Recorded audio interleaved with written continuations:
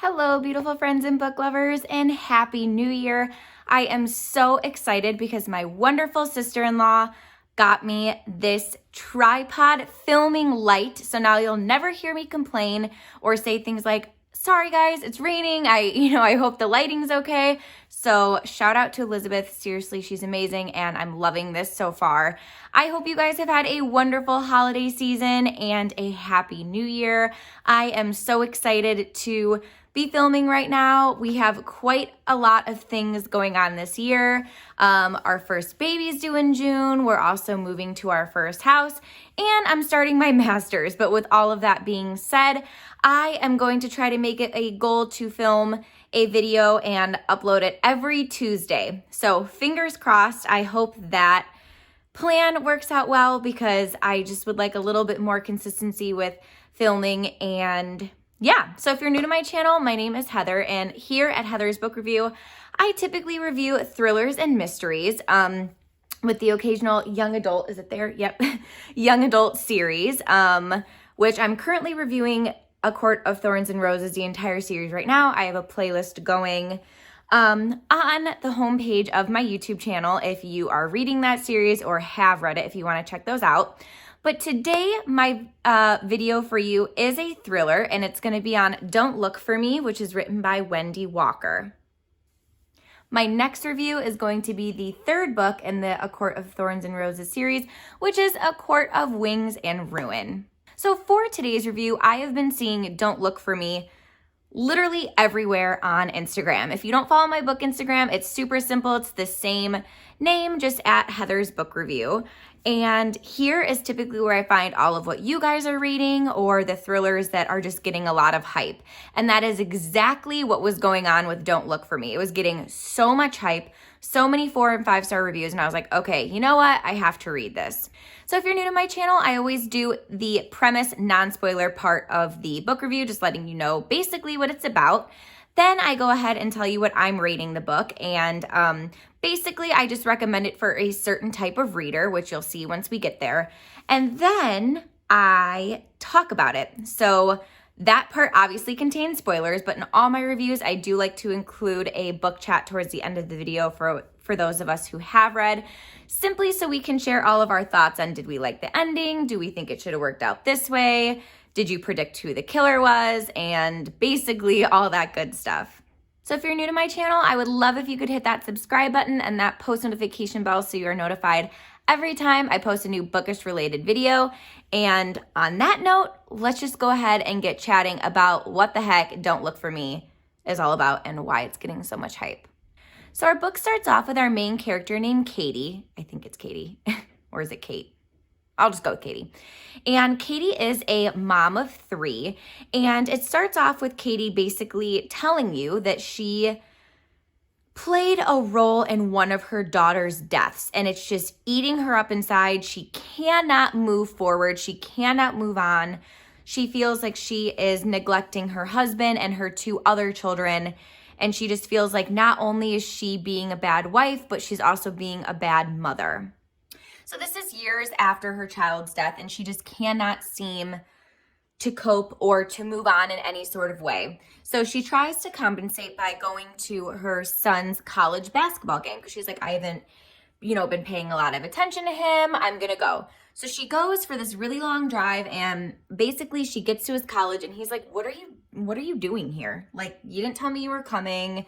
This is really weird. Nobody else's parents came, and she can tell he doesn't want her there. So she leaves. So as she leaves, there's this massive storm that is now here when she's driving. And she's in the middle of the nowhere, and all of a sudden, here we go with the thriller and the edgy part of the book. Her car breaks down. She's in the middle of the nowhere. She sees no one, and she's like, what the heck am I going to do now? And then a car drives by, and it seems like a normal man, and he has a normal little girl with him. And she's like, okay, this is probably, a father and daughter, and I'm just going to hitchhike because they're basically my only choice. So Katie gets in this car with this man and the daughter's wearing a mask. No, it's not because it's 2020, but the girl just starts talking, and she's like, I'm allergic to everything. He says that I'm allergic to everything, and he says this, and I have to wear a mask. And Katie's noticing that the little girl isn't referring to the man as daddy or dad. She just keeps saying he. And she starts to get this really weird vibe. She's like, is this man who he says he is? And she goes to notify her family, and she has, of course, no cell reception. So the guy's like, you know what? I know this sounds kind of weird, but the only place that we can go is my house. And she's like, what? Like, isn't there a hotel or can't you take me here? And he's like, you know, there's trees blocking the street and everything. So she has no other choice but to go to this man's house, where he promises her that she can call her family when she gets there. And that's basically her only choice. So that's where I'm going to end with the non-spoiler, giving you a little bit of premise and setting up the book for you. This book is really good. I am giving this a 5-star review on Goodreads. And for my personal rating, I always rate books out of 10. And this is getting a 9 out of 10 for me, which is pretty high. It's not perfect. It's a little slow at some points, but it's really good. And I truthfully think it deserves all the hype that it's getting. So who would like this book? I feel like the type of reader who would really enjoy this book is someone that loves to solve puzzles and like one of those like whodunit kind of books. This book, unlike many of the thrillers I've been reading recently, gives you the tools and the strategies to pretty much solve what's going on. And it makes it really fun. If you pay attention when you read and you know, you're trying to put the pieces together, this is the perfect book where I feel like in the end, it kind of all works out. Does that make sense?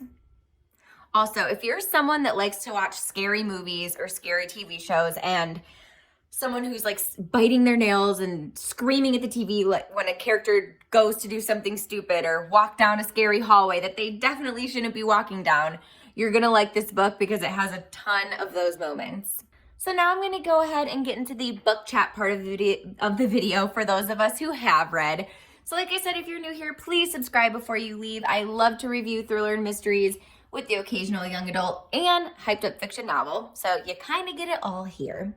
And if you don't follow me on Instagram, I'm very active there and I love to chat with you guys, do buddy reads, all that good kind of stuff.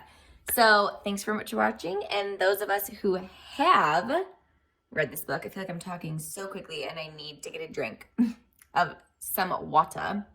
But let's go ahead and start chatting about it. Okay, so the biggest twist for me was the fact that Daisy was still alive. I had absolutely no idea. And even though I was putting the pieces together and like trying to figure out who